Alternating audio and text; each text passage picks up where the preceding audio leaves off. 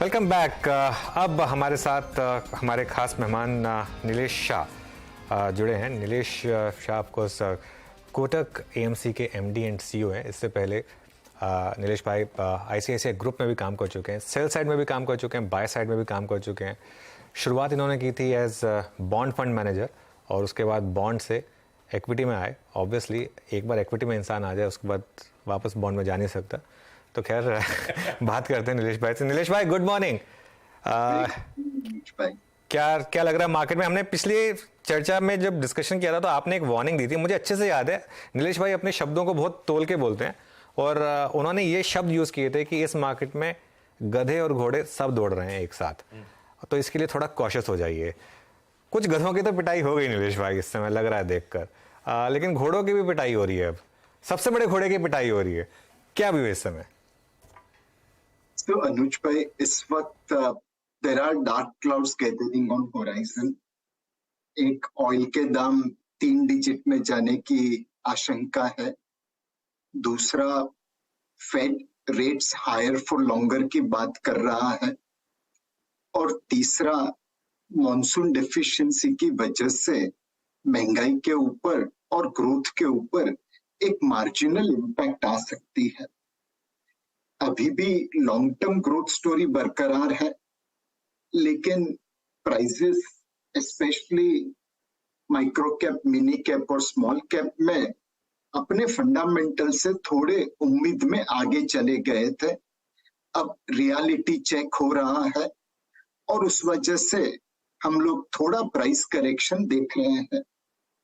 मुझे लगता है कि प्राइस करेक्शन के साथ साथ थोड़ा टाइम करेक्शन भी आएगा।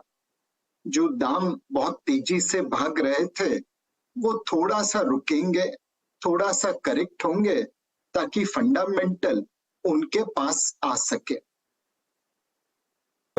अच्छा, आप इस सवाल का थोड़ा सा जवाब दीजिए नीलेश भाई कि अब एक ऐसा स्टॉक जिसने मार्केट में इतना पैसा लोगों के लिए बना के दिया है, HDFC बैंक की बात कर रहा हूं मैं, आई एम श्योर आपके फंड में होगा, आपके सारे फंड्स में होगा, क्या मार्केट को बॉदर कर रहा है और क्या ये मार्केट का जो प्राइस पैटर्न है ये सही है या यहाँ पर कोई एक अपॉर्चुनिटी एमर्ज होकर आ रही है? सो अनुज भाई, स्टॉक स्पेसिफिक बात करना हमें अलाउड नहीं है और जैसा आपने कहा हम इस स्टॉक में निवेशक है। अब जो हो गया, let's talk about the future. I think जिस तरह जेपी मॉर्गन बॉन्ड इंडाइसेस ने भारत को बॉन्ड इंडाइसेस में इंक्लूड किया, वैसे ही अगर MSCI इमर्जिंग मार्केट इंडेक्स में HDFC बैंक अपने फुल और फेयर वेट पे आ जाता है, जो कि आज डिस्काउंटेड है, तो एक बाइंग इमर्ज हो सकती है और उस वजह से इस स्टॉक को एक सपोर्ट मिल सकता है। So this is technical factor. इसके ऊपर ना फंड मैनेजर का कंट्रोल है ना कंपनी का कंट्रोल है, यह इंडेक्स एजेंसी के दारोमदार पे है।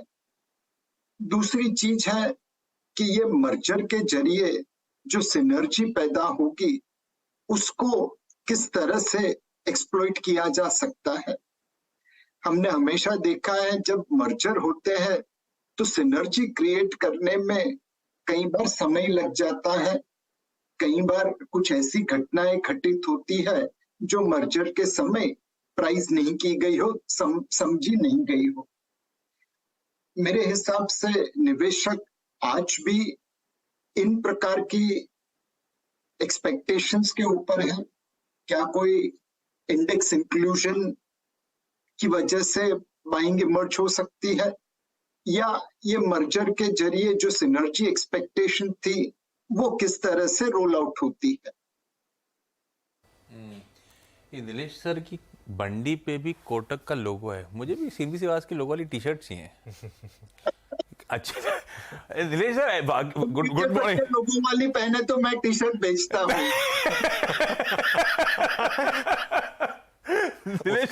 उसका हम पैसा लेते हैं नीलेश भाई। भाग्य ऐसा है कि एक बार बॉन्ड से इक्विटी में आ गए तो बॉन्ड पे जाने का मन नहीं करता, या मिस करते हो आप बॉन्ड मार्केट्स को?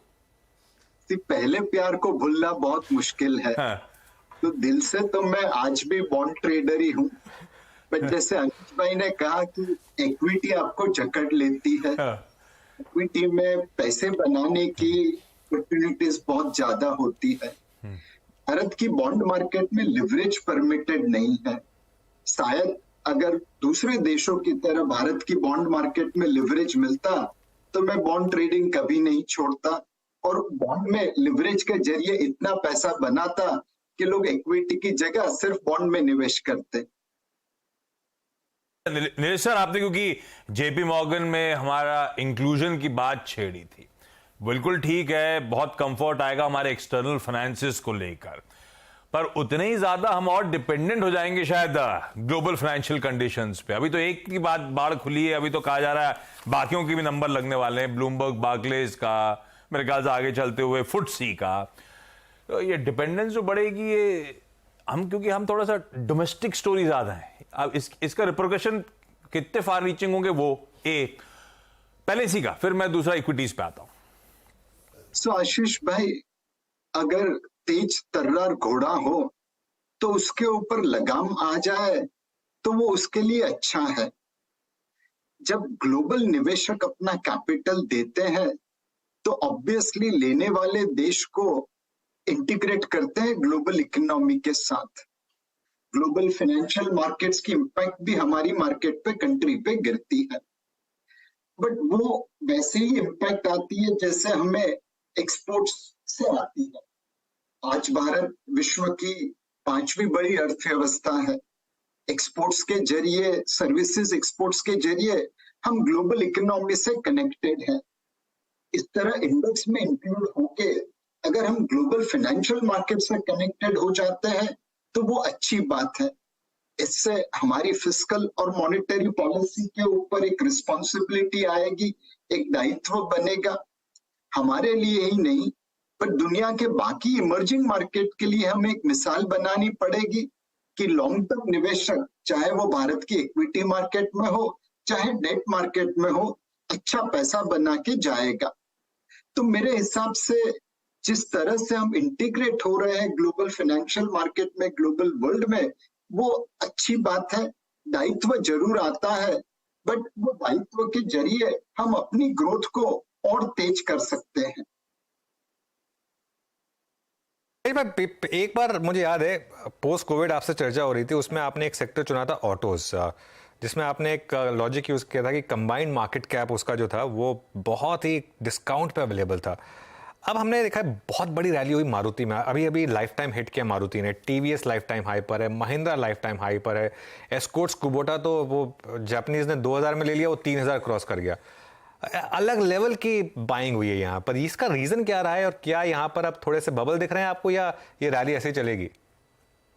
सो अनुज भाई, एक तो कोविड की वजह से लोगों ने ऑटो की खरीदारी कम कर दी थी, और फिर उनकी तकदीर खराब थी कि चिप्स की शॉर्टेज की वजह से वो सप्लाई भी नहीं कर पाए। ऑर्डर बुक बढ़ी बट वॉल्यूम नहीं आ रहा था, और दुकान में अधिक मास की तरह रॉ मटेरियल प्राइसेस भी ऊपर चले गए, तो उनके लिए एक परफेक्ट स्टॉर्म हो गया। रॉ मटेरियल की प्राइसेस बढ़ गई, मार्जिन पे इंपैक्ट आई, चिप की वजह से वॉल्यूम नहीं बढ़ा पाए, तो ये सारी चीजों की वजह से उनके स्टॉक बॉटम पे आ गए थे। जनरली मतलब देखते हैं जब वैल्यूएशन सस्ता हो और संशय के बादल घिरे हो तो लेने का अच्छा मौका मिलता है। अब चिप की शॉर्टेजेस दूर हो गई, रॉ मटेरियल प्राइस कम हो गई, और जो ऑर्डर बुक बनी थी उसमें अब डिलीवरी करने लगे। मोर इम्पोर्टेंटली अनुज भाई, एक बहुत बड़ी चीज हो गई जो मतलब ऑटो कंपनीज के बहुत फायदे में है कि पहले आप एंट्री लेवल गाड़ी बेचते थे, 2.5 लाख 2 लाख 4 लाख की गाड़ी बेचते थे, 10% मार्जिन करो तो 25,000 से 40,000 बनाते थे। आज आप 20-25 लाख की गाड़ी बेचने लगे हैं। एंट्री लेवल से ज्यादा लोग एसयूवी खरीद रहे हैं। 25 लाख की गाड़ी बेचेंगे, 10% बनाएंगे तो 2.5 लाख रुपया बना सकते हैं। तो पर यूनिट रियलाइजेशन, चाहे 2 व्हीलर हो, 4 व्हीलर हो, कमर्शियल व्हीकल हो, बढ़ता गया। और ये सारी चीजों की वजह से हमने ऑटोमोबाइल क्षेत्र में एक बहुत बड़ी तेजी देखी है। अब यहाँ से मुझे लगता है कि 2 व्हीलर सेगमेंट में मॉनसून डिफिशिएंसी की वजह से अगर रूरल रिकवरी के ऊपर कोई इम्पैक्ट आता है तो उस वजह से एक करेक्शन आ सकता है। फोर व्हीलर में अभी भी मेरे हिसाब से तेजी बनी रहनी चाहिए। शॉर्ट टर्म में तो उतार चढ़ाव आते रहेंगे, but over a period of time ये जो प्रीमियमाइजेशन हो रहा है वह फोर व्हीलर्स के लिए बड़ी अच्छी बात है। नीलेश सर, आपका पहले सवाल का जवाब मार्केट्स के मूड को लेकर, तब आपने हाईलाइट किया था वो फेड की कमेंट्री में हायर फॉर लॉन्गर या फिर वो मॉनसून डिफिशिएंसी, वो सब रीजन है भारतीय बाजार पस्त पड़े हुए एक price wise time wise correction के फेज में। डैमेज कितना और बाकी नीलेश सर, या फिर नीलेश सर किन लेवल्स पर निफ्टी के आपको लगेगा हो गया, मेरा कंफर्ट बढ़ रहा है? और जब पता है मुझे कि प्राइस और टाइम वाइज डैमेज बचा है इस बाजार में, तो जो 15,000 करोड़ रुपए के एसआईपी फ्लोज आ रहे हैं हर महीने, आप जैसे फंड मैनेजर्स कैसे डिप्लॉय कर रहे हो? तो एक ये जो 15,000 से ज्यादा करोड़ के एसआईपी फ्लोज आ रहे हैं, उसके साथ साथ निवेशकों का एक और मैच्योर्ड बिहेवियर देख रहे हैं।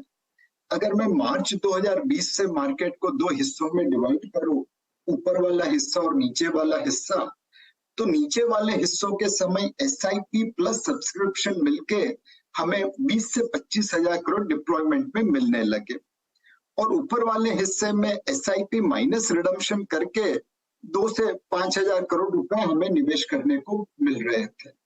सो एक लोगों ने बहुत अच्छी तरह से अपना असेट एलोकेशन कलेक्टिवली किया है, ताकि नीचे के लेवल पे म्यूचुअल फंड के पास ज्यादा पैसा मिला निवेश करने के लिए और ऊपर के लेवल पे कम मिला। मुझे लगता है कि आने वाले समय में भी ये बिहेवियर बरकरार रहेगी। इसी बिहेवियर की वजह से मुझे लगता है कि मार्केट में करेक्शन उम्मीद से कम रहेगा। अगर आपको लगता है कि फेयर वैल्यू मार्केट की यहाँ से 10% नीचे है, तो करेक्शन 10% तक नहीं होगा, वो उससे कम ही रहेगा, बिकॉज लोअर लेवल पे सारे लोग खरीदारी करने की सोचेंगे। कुछ हद तक विदेशी निवेशकों के लिए हमारी मार्केट एक बिरबल की कहानी है। हमारी ग्रोथ स्टोरी तो अच्छी थी, बट दूसरे देशों ने अपने पांव पे कुल्हाड़ी मार के अपनी ग्रोथ स्टोरी छोटी कर दी है, तो हमारी ग्रोथ स्टोरी और भी अच्छी लगने लगी है। लोअर लेवल पे मुझे लगता है कि विदेशी निवेशक और देशी निवेशक की खरीदारी बरकरार रहेगी, और इसीलिए मार्केट का करेक्शन लोगों की धारणा से कम ही रहेगा। भाई बहुत बहुत शुक्रिया आज हमारे साथ जुड़ने के लिए और इन सब बर्निंग सवालों के जवाब देने के लिए। Thank you so much.